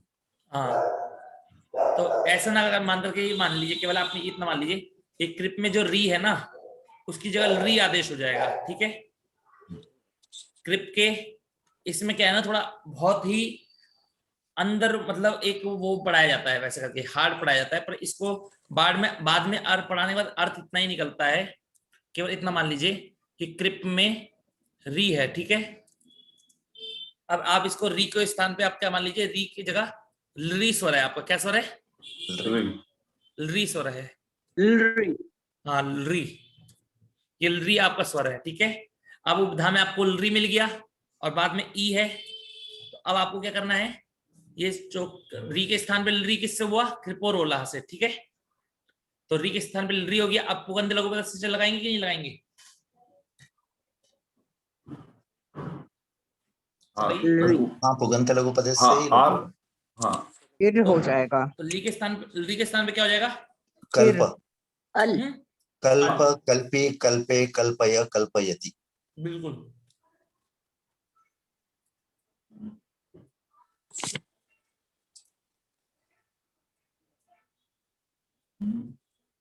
कल्पी, कल्पी, उसके बाद अ लगा, धातु संज्ञा कर देंगे, अ लगाया, फिर कल्पे, कल्पे, फिर अय आदेश कर देंगे कल्पय। ठीक है ना, अब पी पत्ते लगा देंगे तो कल्पयति। अब कौन सा सूत्र लगाया हमने? क्रिपोरोला। तो जैसे ही आपको कभी भी कृप धातु दिखे तो आपको उसमें क्या करना है, उसमें री के स्थान पे ली कर लेना है। अब देखते हैं कहां गई धातु। हाँ, अब इसके अलावा जो जितनी भी धातु बची आपकी, शेष धातु, महोदय ये कृत वाला भी समझा दीजिए, इसमें इरादेश कैसे होता है? हाँ, कृत धातु। तो कृत धातु में कृत इर धातु क्यों हो है। गया? अब देखिए कृत धातु में धातु आपकी कृत, भूल गया सॉरी। तो कृत में दीर्घ री आपका क्या है? दीर्घ ऋकारांत है। दीर्घ ऋकार में लिख लेता हूं यहाँ पर, ताकि किसी को बाद में कोई होना हो। ठीक है, अब कृत धातु आपकी कृत,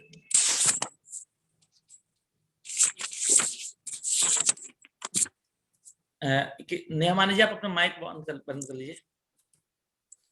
तो कृत धातु होगी आपकी। अब कृत में क्या करना है आपको? सूत्र है एक, उपधायाश्च। सूत्र क्या है आपका? उपधायाश्च। शायद मैं गलत तो नहीं बोल रहा हूँ, उपधायांच होना चाहिए ना? इसमें भी उपधायाश्च ही लिखा है। नहीं, मैंने आपको वैसे उपधायांच पढ़ाया है ना? हाँ, पढ़ाया है ना? अब उसी की तरह दिखने वाला सूत्र है उपधायाश्च। तो आप लोग कंफ्यूज ना हो इसलिए बताया मैंने कि उपधायांच और उपधायाश्च में अंतर क्या है। ठीक है, उपधायाश्च सूत्र, उपधायांच सूत्र तो आपको पता है कि उपधा में यदि रेफ, उपधा में रेफ हो और उस रेफ से पूर्व में क्या होना चाहिए? ई या उ होना चाहिए। ठीक है, अब देखिए उपधायाश्च सूत्र क्या कहता है आपका। ठीक है, तो सूत्र आपका क्या है? उपधायाश्च।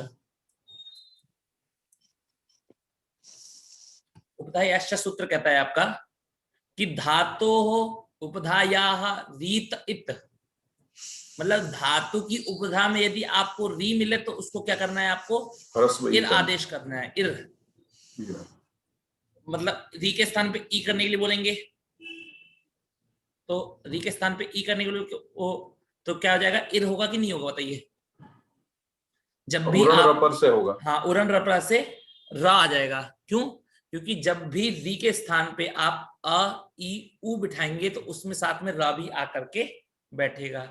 तो क्या हो गया? कृत धातु में हमने री के स्थान पे क्या कर दिया? इर आदेश कर दिया, तो का प्लस इर कर लिया। ठीक है, अब दोनों को जोड़ दिया तो क्या बन गया आपका?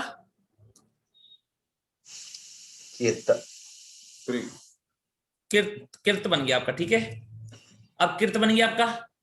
अब किर्त बनने के बाद में क्या है आपका, देखिए अब बाद में आपका निच प्रत्यय है, ठीक है, ई है। अब उससे पहले आपकी अभी तो ये आपकी धातु ही है कि नहीं है, बताइए। अभी निच प्रत्यय जोड़ा तो नहीं हमने, अभी धातु ही है हमारी। तो हमने सूत्र पढ़ा था उपधा यांच, उपधा यांच, उससे दीर्घ होगा। वो क्या कहता है कि उपधा में यदि रेफ हो और उस रेफ से पूर्व में क्या हो, दीर्घ वो हो, मतलब उपधा में रेफ हो और उस रेफ से पूर्व में ई या ऊ हो, तो उसको क्या होता है, दीर्घ होता है। तो यहाँ उपधा में रेफ है कि नहीं है, तो उस रेफ से पूर्व में ई है, तो उस ई को क्या हो जाएगा, दीर्घ हो जाएगा।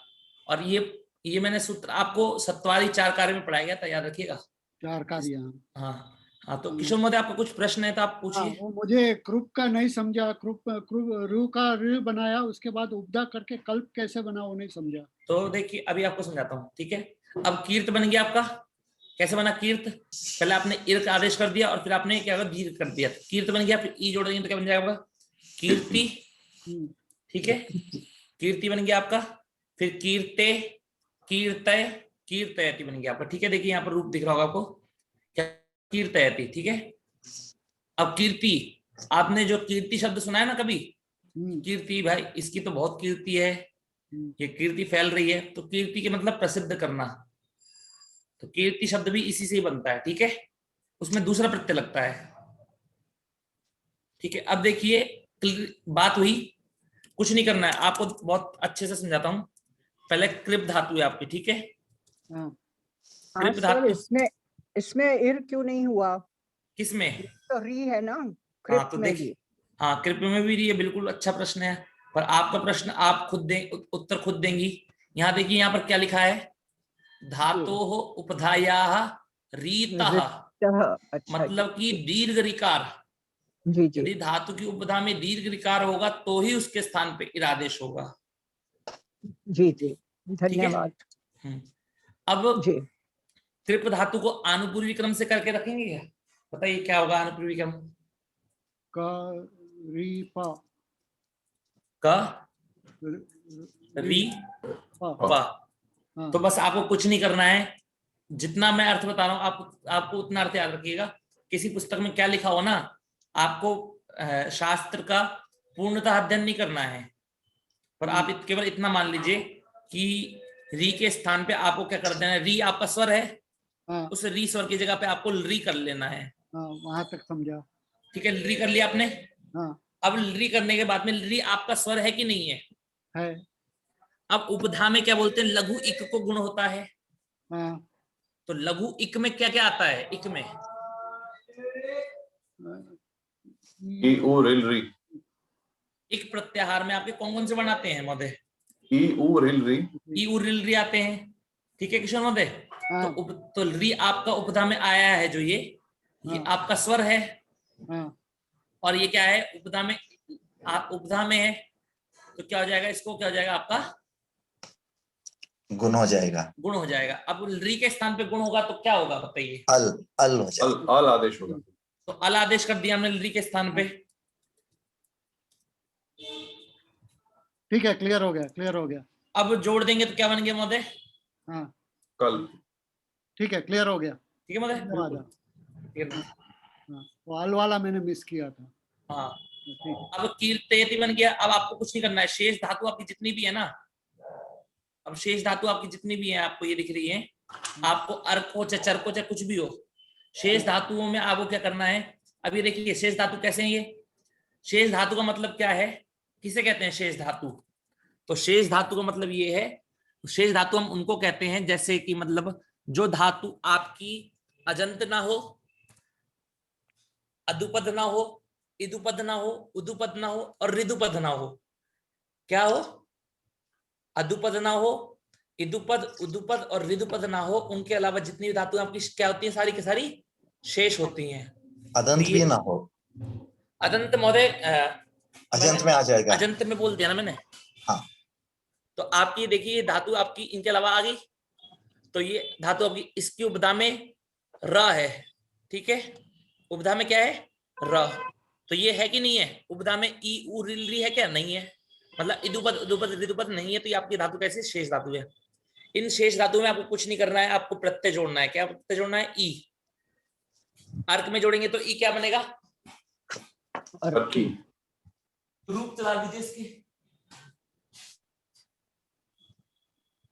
अर्की, अर्के, अर्कय, हाँ अर्कयति। बिल्कुल महोदय। चक से चक्की, चक्के, चक्कय, चक्कयति। चुक से चुक्की, चुक्के, चुक्कय, चुक्कयति, चुक्कयते। नक से नक।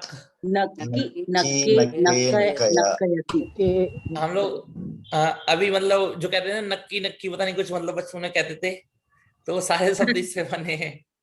नोजी ब्लो करने से। हाँ, तो धक, धक से धक्की, धक्की, धक्के, धक्कय, धक्कयति। इसी प्रकार आपको करना है। बुक, बुक को, शुल्क, शुल्क, कुछ भी होगा बस उई ई लगा देना है, धातु संज्ञा कर देनी है, फिर शब्द प्रत्यय लगाया। शूर्प से शूर्प, शूर्पी, शूर्पे, शूर्पय, शूर्पयति, ठीक है ना। और मूल से मूल, मूली, मूले, मूलय, मूलयति। तो कहते हैं ना बीज, इसी प्रकार आपको समझना है, ठीक है। पक्ष, पक्षयति मतलब पक्षपात करना। लूष, लूषयति मतलब वो क्या कहते हैं, हिंसा करना। अब देखिए इसके बाद में आपकी नित्य निजंत धातु आ रही है। महोदय एक प्रश्न है यहाँ। धातु 1398 जी, गुर्द, वहां पर भी उपधायांच से ही दीर्घ हुआ है ना? कहाँ पर महोदय? हाँ महोदय बिल्कुल, उपधा यांच से दीर्घ हुआ है, क्योंकि धातु आपकी उपधा में र था, हाँ। ठीक है, और र था, उस रा को क्या हो गया? उस रा से पूर्व में उ है, रस उ, तो उसको दीर्घ हो गया, तो क्या हो गया? कर दिया। तो गूर्ध बन गया आपका, ठीक है। अब देखिए कुछ धातु, अब आप अब तक आपने जितनी धातु पढ़ी वो सारी धातु थी आपकी कैसी? वो धातु सारी आपकी आत्म मतलब परस्पर उपपदी थी, ठीक है। अब आ रही है कुछ धातु आ रही है 1424 से लेकर 1462 तक। सारी धातु आपकी कैसी हैं? ये केवल आत्मनेपदी है, ठीक है। नित्य निजंता। तो गण सूत्र है आपका आकुस्मादात्मने पदिनः। इस सूत्र के द्वारा जो आकुस्मीय धातु होती हैं वो केवल आत्मनेपद में ही प्रयोग होती हैं, ठीक है। तो आकुस्माद आत्मनेपदिनः, तो आकुस्मीय धातु जो भी हैं वो आत्मनेपद में प्रयोग होंगी। तो ये 1424 से लेकर 1462 तक आपकी जितनी भी धातु हैं ये कैसी हैं? आपकी आकुस्मीय धातुएं हैं। तो कितनी धातु हो गई आपकी? 42 धातु हो गई, 42-43 धातु हैं। तो ये आपकी आकुस्मीय धातुएं केवल ये किस में प्रयोग होती हैं? आत्मनेपद में प्रयोग होती हैं, ठीक है। ये जो गण सूत्र है आपका, ये जो गण सूत्र है आकुस्माद आत्मनेपदिनः, ये किस सूत्र का अपवाद है?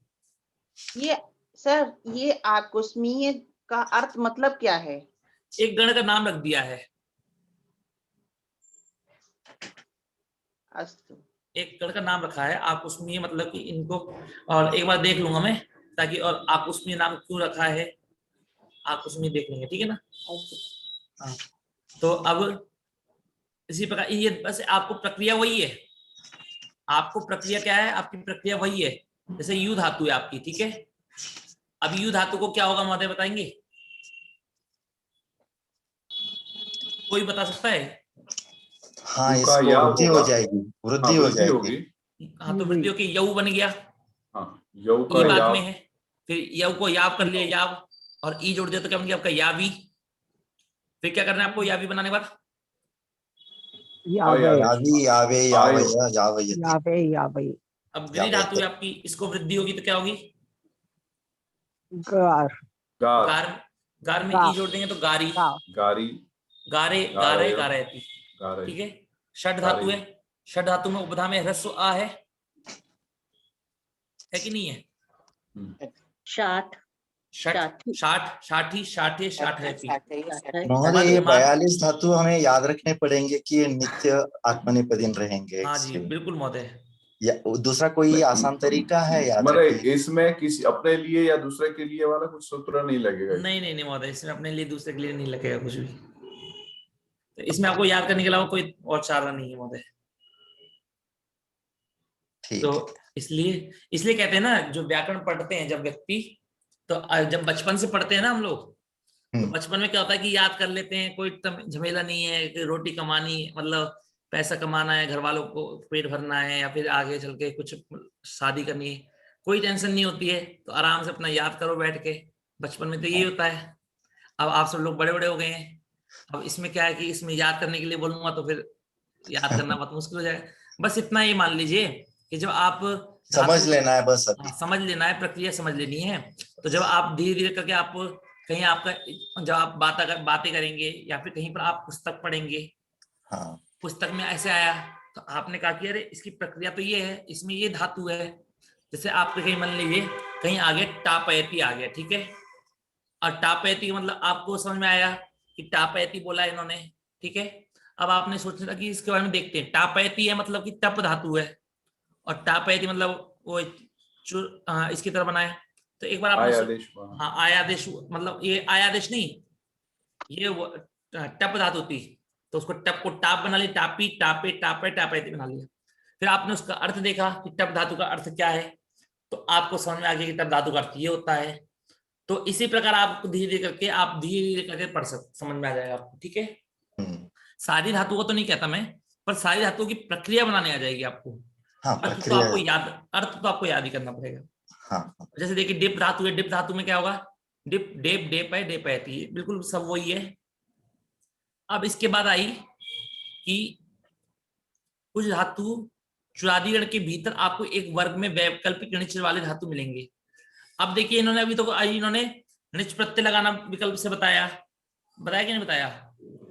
अब जब निच प्रत्यय आपका विकल्प से नहीं लगेगा, अब ये निच प्रत्यय को विकल्प से लगाएंगे। निच प्रत्यय को कैसे लगा रहे हैं, विकल्प से। अब विकल्प से लगाएंगे तो मतलब कि विकल्प से लगाने का मतलब है कि आपको एक बार भवादिगण की प्रक्रिया आनी चाहिए और एक बार चुरादिगण की प्रक्रिया आनी चाहिए। जैसे दिव धातु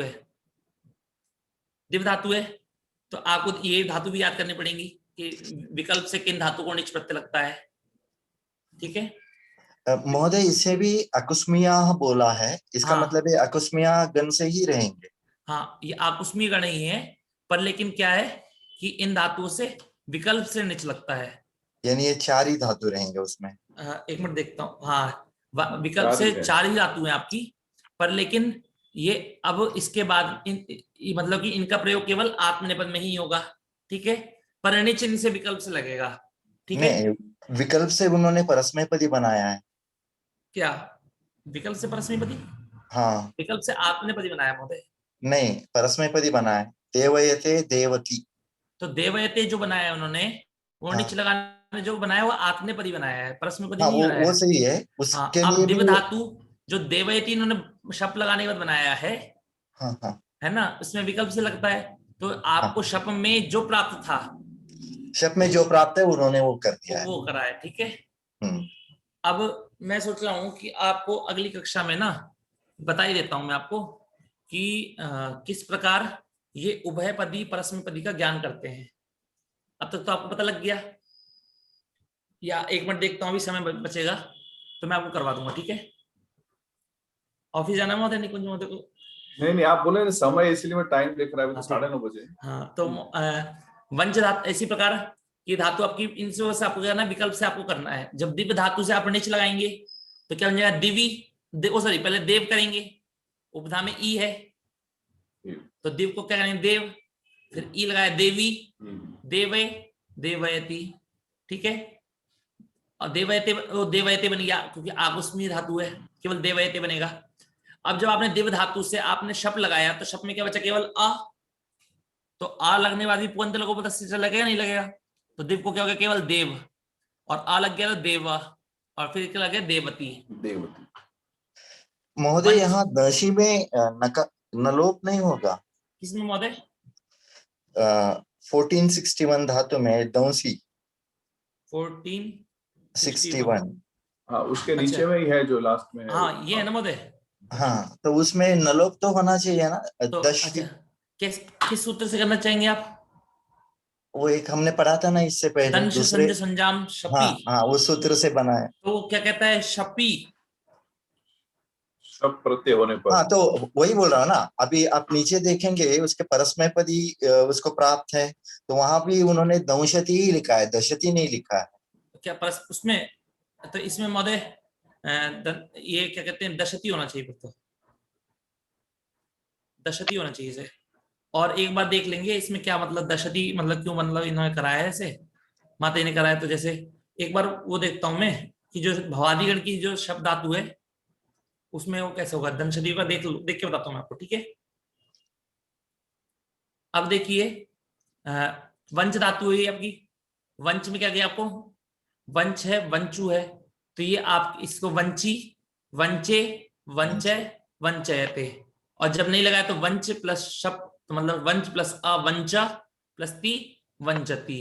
दंश में भी इसमें होना तो चाहिए, या फिर दशति होना चाहिए ना वो।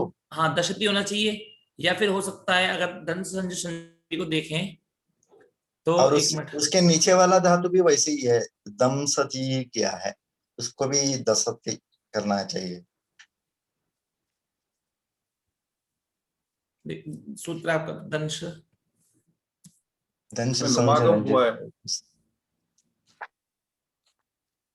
दंश संज्ञाम छपी, तो कौन सी धातु है यहाँ पर, दंश दशने, और यहाँ पर कौन सी धातु है आपकी, दंश दंश नहीं है। दश नहीं है, तो फिर तो महोदय होना चाहिए इसमें, हाँ इसमें होगा, पक्का होगा। प्रिंटिंग एरर हो सकता है। हाँ प्रिंटिंग एरर हो सकती है, फिर हो सकता है जल्दी माता जी ने लिख दिया होगा। नहीं, नीचे वाला भी धातु वैसे ही कर दिया है, हाँ दम सती किया है। मेरे पास महोदय एक किताब है, मैं उसमें देख के बताऊंगा आपको, ठीक है। धन्यवाद। ठीक है महोदय। तो अब आपको कुछ नहीं करना है, तो अब आपको पता लग गया कि जिन धातु से आपको नीचे लगाए, विकल्प से लगाएंगे तो कैसे बनाना है, और भवादिगण के धातु मतलब फिर शब्द लगाएंगे तो कैसे लगाना है, समझ में आया आपको।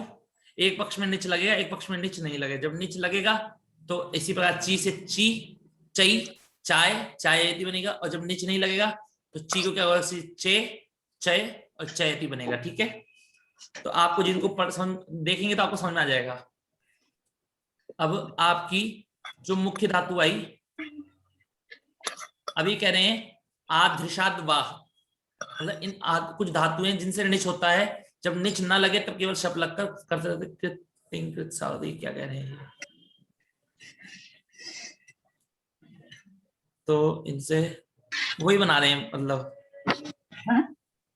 तो अब आपको जो लास्ट है आपका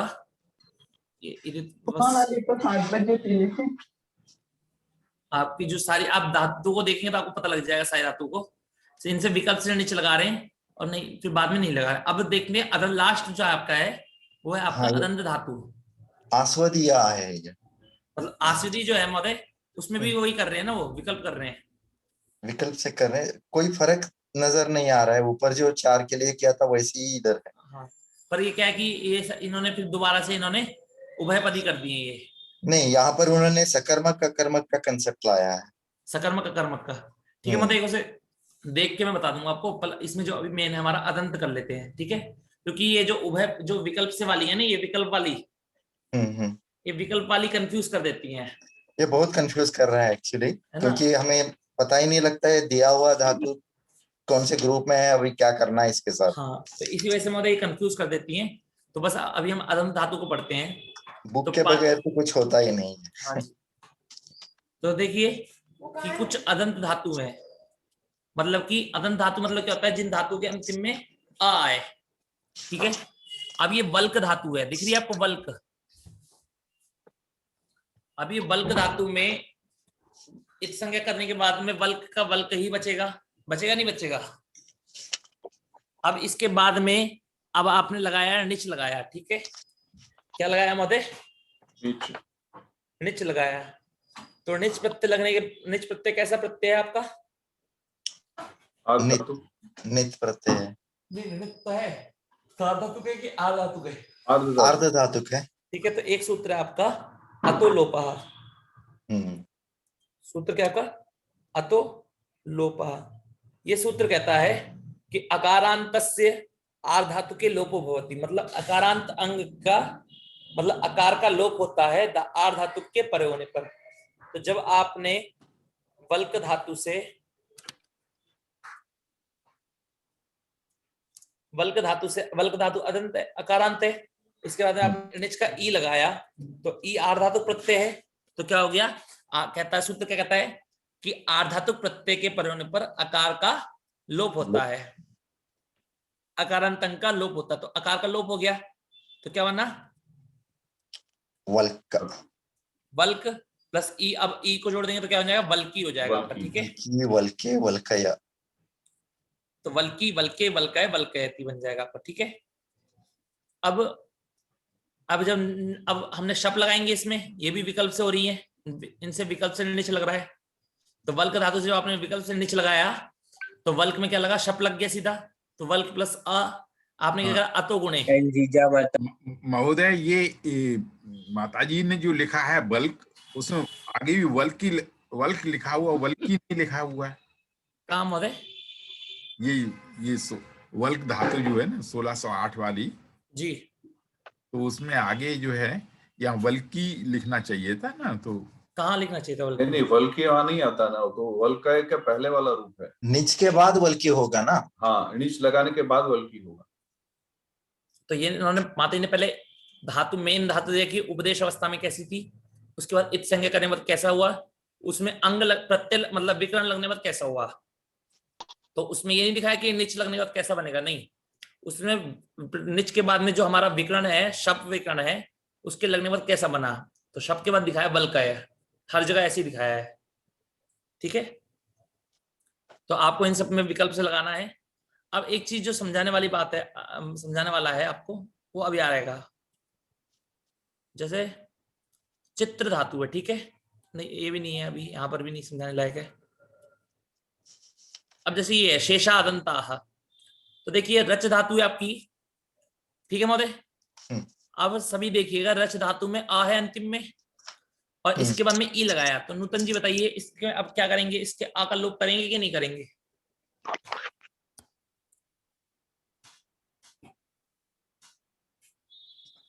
नहीं समझ आ रहा। नहीं समझ में आ रहा? नहीं, केवल इतना अदंत समझिए। है। अदंत है कि नहीं है? है। तो उसके आ का लोप करना है, यदि बाद में आर्धातुक प्रत्यय बाद में होगा तो। अच्छा, अतो लोप से, है ना? अतो लोपः से, तो क्या है आपका? रच है आपकी, हाँ, उसके बाद में आपने निच का ई लगाया, अब ई बाद में आर्धातु प्रत्यय है तो आ का लोप हो जाएगा, किससे हो जाएगा? रची बन जाएगा आपका, ठीक है? अब एक प्रश्न उठता है, अब एक प्रश्न उठता है कि जब आप, अब उपधा में अ मिल रहा है कि नहीं मिल रहा है? अब अतोपधाया, अतोपधाय से आपको ये करना चाहिए, तो आपको ये समझना है कि जब आप स्थानीयवत हो जाता है, मतलब कि आप जब आप इसको अतोपधाया सूत्र या पूर्व में काम करने चलेंगे, सूत्र है आपका अचः परस्मिन् पूर्व विधौ, ठीक है? तो जब आपने ये जो रच बनाया है, रच में जो आपने आ का लोप किया, और इस आ से पूर्व में आप यदि कोई कार्य करने चलेंगे तो उसको ये दिखेगा, वो तो आपको आ जाए, आ दिखने लगेगा बीच में। तो इस वजह से ये मान लीजिए, बस इतना मान लीजिए, दिखने लगेगा ये सब छोड़िए, कि आपको आ से पूर्व में यदि काम करेंगे वो कार्य आपको नहीं करने हैं, ठीक है? मतलब कि रच धातु के पूर्व में रच में आ है, आ का लोप किया, उस लोप करने के बाद में उस आ से पूर्व में मतलब कि कोई भी कार्य प्राप्त होगा तो आपको वो नहीं करना है, ठीक है? तो उसको स्थानीयवत हो जाएगा ना? हाँ, स्थानीयवत हो जाएगा, उसको दिखने लगेगा, उसको दिखने लगेगा, इसीलिए तो उसको राज नहीं किया ना, राज नहीं किया, वरना राज हो जाता। अब क्या होगा? रच को राज नहीं होगा, क्योंकि अब जैसे ही हम अतोपधाया सूत्र लगाने चलेंगे तो क्या होगा? उसको आ दिखने लगेगा, ठीक है ना? अब जैसे देखिए, मान लीजिए, इसको और अच्छे से समझाता हूं मैं, क्योंकि आप जैसे कि हमारा धातु है हमारी र, अ, च, अ, ये इस प्रकार है, ठीक है? और बाद में ये हमने प्रत्यय लगाया, ई प्रत्यय लगाया है, ठीक है? सभी लोग समझिएगा। तो जब भी आप, तो आपने आ का लोप कर दिया, किस सूत्र से किया? अतोलोप से आ का लोप किया, तो हमने आ का लोप कर दिया, जैसे ही आ का लोप हुआ तो हमें उपधा में आ प्राप्त हो रहा है कि नहीं हो रहा है? जी।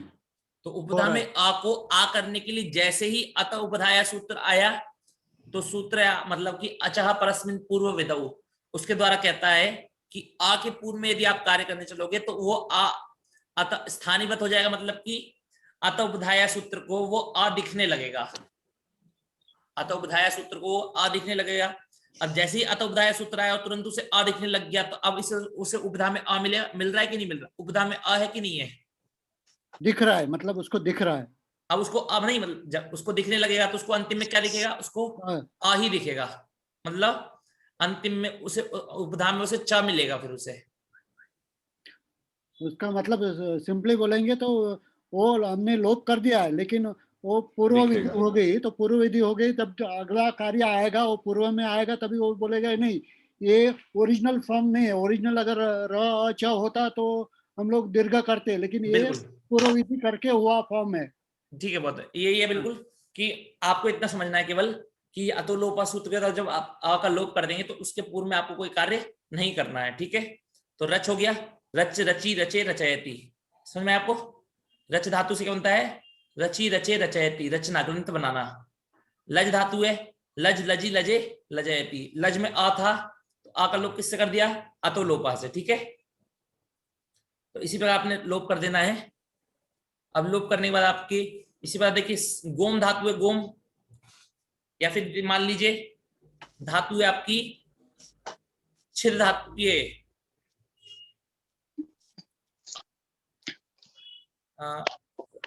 क्षिप धातु है, ठीक है।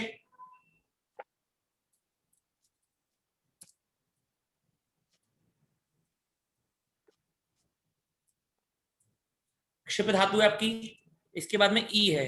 तो आप बताइए क्षिप के आ का लोप होगा कि नहीं होगा नूतन माता जी? होगा। तो आ का लोप हो गया अतोलोपा से। अब आ को लोप होने के बाद में क्या बचा? प बचा। अब इसके अब यहाँ पर पुगंत लघु पदस्य से प्राप्त है कि नहीं है गुण? है। पर लेकिन उस वो आ के पूर्व में है, वो है ना, इसलिए वो कार्य नहीं होगा, नहीं होगा। ठीक है ना। आपको इस स्थानीय करना माना है, जाएगा। स्थानीयत हो जाएगा, इस कारण से कार्य नहीं हुआ। यदि आपसे कोई पूछे क्यों कार्य नहीं हुआ, तो आपको बोलना स्थानीयत होने के कारण। तो क्या हो गया? क्षिप हो गया, क्षिपी, क्षिपी। अब जो जोड़ देंगे तो क्या बन जाएगा आपका? क्षिपी, क्षिपे, क्षिपय, क्षिपयति। अब आपको समझ में आ रहा है? मैं तो हाँ, जब मैं तो ये मेरा कहने मतलब ये है, जब किसी को कभी भी समझ में ना आए तो वो बोल दे एक बार, फिर उसको निमित्त मान करके फिर उसको समझाएंगे, ठीक है ना। तो अब इसी प्रकार पुट है, पुट में आ का लोप कर देंगे तो पुट हलंत हो जाएगा, फिर पुटी, पुटे, पुटय, पुटयति, ठीक है। अब ऐसे करना है आपको। इसके बाद में आपका ये चुरादिगण की धातुएं खत्म हो गई, ठीक है। पर अब इसमें देखिए चुरादिगण की धातु आपको बनानी आ गई सारी। आपने जो विशेष सूत्र लगाया, आपको क्या क्या ध्यान रखने? अतोलोपः, ठीक है, अचोणिति, अत उपधायाः, पुगंत लघुपदस्य च, ठीक है। और जो एचो यवा यावा इत्यादि जो सूत्र हैं सार्वधातुक अर्धधातुक, ये सामान्य सूत्र हैं, आपको याद है, ठीक है। कृपोरोलः, उपधायाश्च, ये सूत्र हैं, ठीक है। आप सभी का पुस्तक को भी आप पढ़ेंगे। बस दिक्कत क्या आती है इस चुरादिगण में कि कभी हम निच प्रत्यय विकल्प से लगाते हैं तो वो हमें धातुएं याद करनी पड़ेंगी, और उस कभी कभी क्या होता है कि हम निच प्रत्यय विकल्प से लगा रहे हैं, पर उस निच प्रत्यय लगाने के बाद भी हम नित्य आत्मनेपद लगाते हैं, कभी विकल्प से लगाते हैं। तो ये जो नित्य और विकल्प से ये जो है ना, ये दिक्कत करता है। पर प्रक्रिया आपको बनानी आ गई है, बस आपको ये क्या ध्यान रखना है कि विकल्प से कर रहा है कि नहीं कर रहा है, ठीक है। प्रक्रिया तो आपको बनानी आ गई है, ठीक है। महोदय इसमें पुगागम के अपवाद वगैरह बताना है। पुगागम के महोदय देखिए, जैसे कि आपकी धातु कौन सी? री धातु है, ठीक है। हाँ। अब पहली धातु आपकी कौन सी? री धातु है। अब एक मिनट में बताता हूँ री धातु आपकी किस गण की है।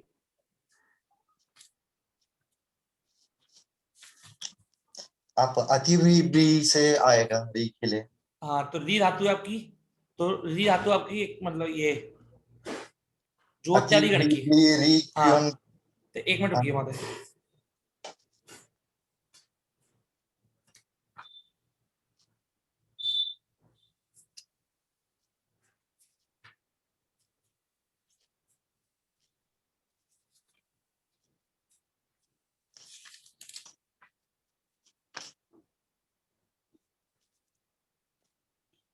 मैं आपको बताता हूँ मतलब, ठीक है, बाद में बताता हूँ मैं आपको।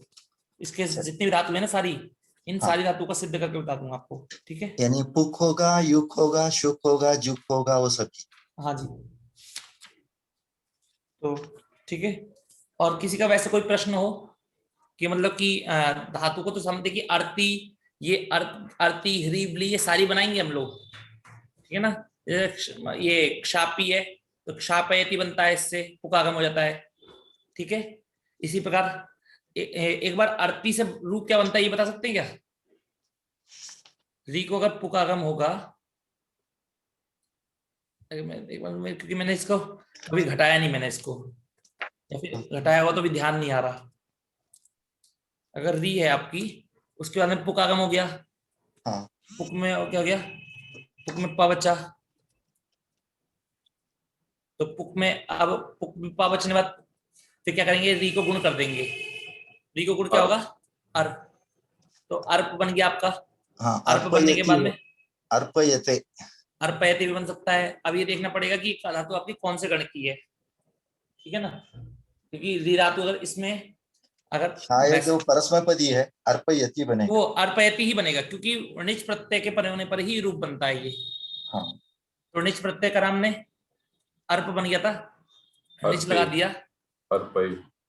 निच का ई लगाया, फिर अर्पी, अर्पे, अर्पयति। उसी प्रकार आपकी धातु अर्ती, ह्री है ना, ह्री, ये तो मैं भूल गया था, मैं गण का विचार कर रहा था इसमें, क्योंकि इसमें निच प्रत्यय में करना है बस।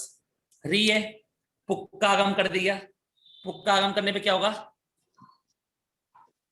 रिप हो गया। अब रिप में क्या है कि उपधा में जो ई है उसको उपधा में आगे की नहीं आ गया, पुगंत, पुक अंत में हो और उसकी उपधा पुक अंत में हो तो क्या हो जाएगा, गुण हो जाएगा। तो गुण हो गया तो हरी को क्या जाएगा, रे, तो क्या बना आपका, रेप, रेपी, रेपी, रेपे, रेपय, रेपयति। इसी प्रकार आपको बन जाएंगे, ठीक है, बन जाएंगे आपके। आप बना सकते हैं, एक मिनट में देखता हूँ इसमें महोदय, इसमें बोलिए। री और रे अलग अलग धातु है ना? री और री है वो, रे अभी, हाँ रे है वो, रे पैती, या वे है, वे जो है वो उसके लिए युगागम है। हाँ वो अलग है महोदय। हाँ। यहाँ स्पष्ट लिखा हुआ है कि री, री, ब्ली, री, क्नुई, क्ष्माई। अब आप इससे करेंगे, ब्ली से करेंगे तो ब्ली को क्या जाएगा, ब्ली, और ब्ले, ब्ले, ब्ले, ब्ले पैती हो जाएगा इससे। री से क्या हो जाएगा, रे पैती। क्नु से क्नु से क्या होगा, क्नोयति। क्नु से फिर नोपयति, ठीक है।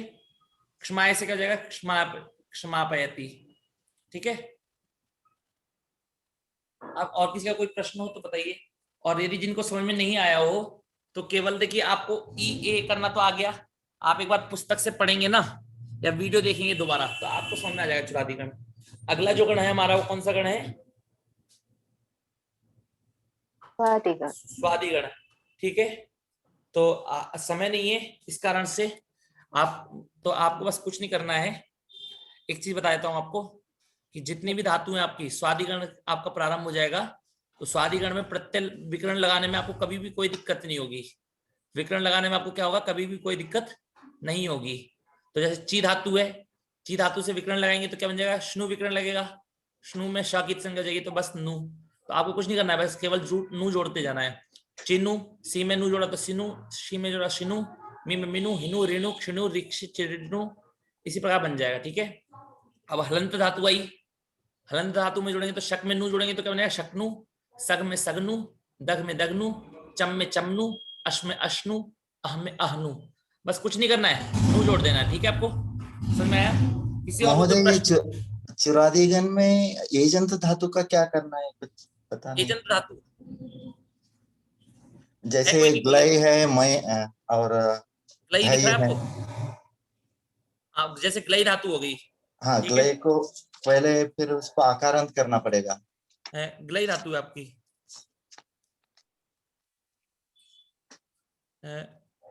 अब यहाँ पर कहाँ दिखाया हुआ क्या, उसका रूप क्या बनाया है, ग्लापयति।